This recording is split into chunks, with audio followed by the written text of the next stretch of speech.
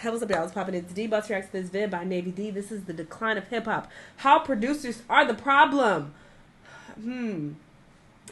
Maybe partly, but I would put most of the blame on the rappers. I think that's the biggest problem. But sure, the beats are a little dry, as of late. I feel like they could be a bit more interesting. I haven't really heard a beat that I've been like, damn, this shit hitting in a long time, So yeah, there's that. But let's see what he has to say. Let's watch. You're a fan of hip hop. Let me ask you a question. Are you bored? Yes. Do you feel like you've been hearing the same song over and over again for years now? Like nothing in hip hop has changed? Yes. If you feel like this, you're not crazy. In the last 5 to 10 years, hip hop has become more and more stagnant, and there's less innovation than ever. But why? What is happening? Many people blame the music industry. Hip hop has become the #1 genre in the world, and some say it's become too commercial. Others blame streaming platforms, that music has become more for algorithms than people. But there's one factor that people never talk about, and it's the producers. Somewhere between 5 and 10 years ago, something changed about music producers that no one noticed and no one ever talks about. And so in today's video, I want to talk about this. I think producers are causing one of hip-hop's biggest problems, and no one even knows it. Here's how. Educate us, brother. To understand how hip-hop has become stagnant, first we need to rewind and think about how we got here. In the early days of hip-hop, it seemed like the sound of the genre would get reinvented every few years. Whether it was the stabby, aggressive production of early Dr. Dre, the jazzy, low-end production of Q-Tip, the rough, disorienting production of RZA, the pop influence of a Hitman, the southern blues influence of Organized Noise, the Casio sound of Swiss Beats, the sped-up soul from Kanye West, the percussive rhythmic beats by Pharrell. Every few years, the sound of hip-hop would change, and it would often be because a newer producer came in and introduced a different sound or style. But in recent years, we really haven't had this type of innovation. For the most part, we've been stuck with trap-influenced beats for about 5 to 10 years now. And I want to say, I don't think there's anything wrong with trap beats. This isn't yet another video of an old man yelling at the new generation. I actually think newer producers have tons of talent and great ideas. The problem is... I like trap beats as well, because that's what I was thinking when he was talking about this. I'm like, yeah, well, now we have, like, trap beats. But it's just that they're the same. So they're not elevating them and transforming them and making them more interesting as time passes. I just feel like it's the same, like, rinse and repeat trap beats. So I think that's the problem.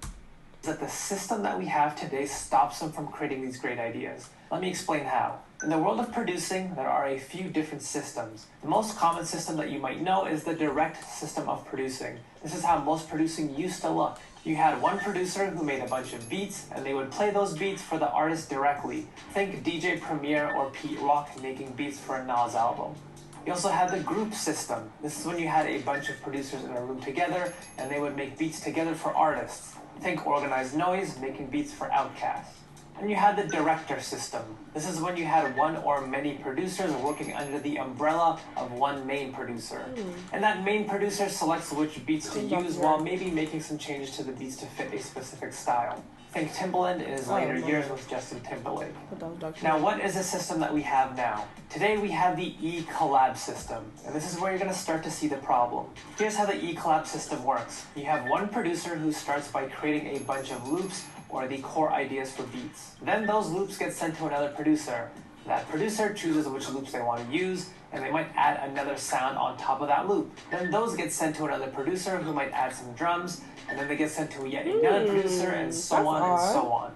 We have this system where producers work on beats one after another, and many of these producers don't even know or talk to each other while they work on these beats. So by the time a beat reaches the artist, it's gone through 5 or 6 different producers. This is a system that has never existed before, and it's also what I think is causing this huge problem. Take a look at this example. Here's the tracklist for Illmatic, which is considered one, if not the best hip-hop album of all time. Most songs just have one producer. And here is a tracklist for Jack Harlow's latest album, which is considered one of the blindest hip-hop albums in recent years. Take a look at that track listing. If Schindler had a list this long, World War II would have never happened. Now you might be wondering, so what? What exactly is so bad about this E-collab system? Well, think about it like this. I want you to keep this quote in mind when you think too many hands in the pot. What's that? Too many cooks in the kitchen. There we go.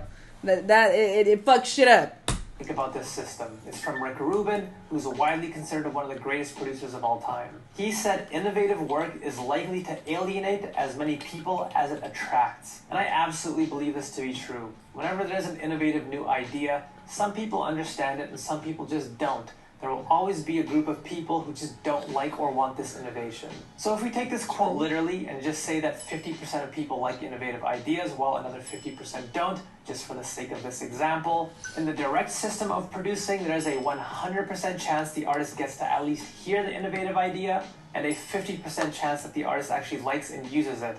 It's not bad. But let's think about how this works in the eCollab system with 5 different producers. Here, let's say producer number 1 creates this idea that could very well shift the landscape of hip-hop like all the producers back in the day used to.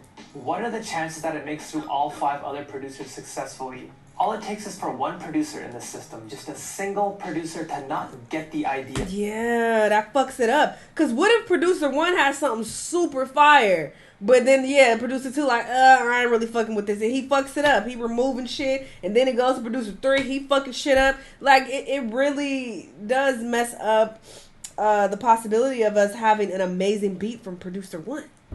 He might be onto something. But all of y'all gotta agree on what sounds good? I don't think that makes sense. That's stupid.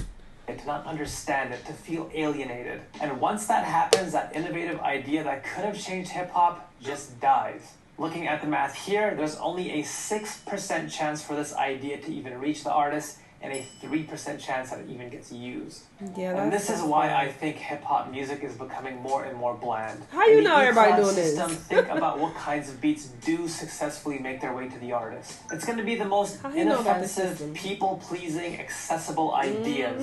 Innovative ideas just don't work in this system. And that's the problem as I see it. While the eCollab system might be great for newer producers to get their first placements, to get their foot in the door, it's just also holding them back from making an impact with their beats and actually innovating. Again, I think there are plenty of producers out there that have brilliant ideas who have the potential to shift the landscape of music. But for that to happen, this system needs to be abandoned. I think producers need to take a stand and eventually start moving away from this system, to eventually start putting out their own projects themselves, or maybe even working with artists more directly again. And I think this can happen. We're actually starting to see examples of what can happen when artists go the complete opposite route of the eCollab system, where they don't involve anyone else in the music at all. An artist who really represents this idea well is JPEG Mafia. He takes everything into his own hands, not only producing, but rapping, mixing, and everything else.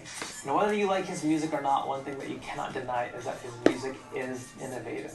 So I don't know how you feel, but I'd personally love to see more of this, and getting some new ideas and innovation back into hip-hop. If you feel the same way, or if you think that... Agreed. Wow, I had no idea that this was taking place at all. I've never heard of this particular system before. I mean, I honestly didn't know how it worked. Why would I? I've never watched any videos about, how producers put beats together and nothing like that. So, I wasn't aware. But, yeah, that's whack.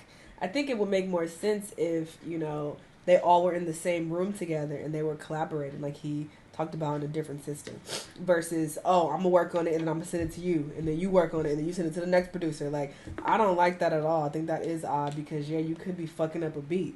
Just because you don't like it or you don't see the vision, you trying to make it more commercial and likable, then, you are probably ruining something that could have been great. So that is really weird. I wonder how often this happens, but maybe this is one of the reasons why rap is so boring right now. It is pretty boring. I mean, I do primarily listen to it over any other genre, but I'm very bored listening to the songs that come out nowadays, but it is what it is. Y'all let me know what y'all think, though. Let me know what other videos you're going to watch, and I'll see y'all in the next one. Bye.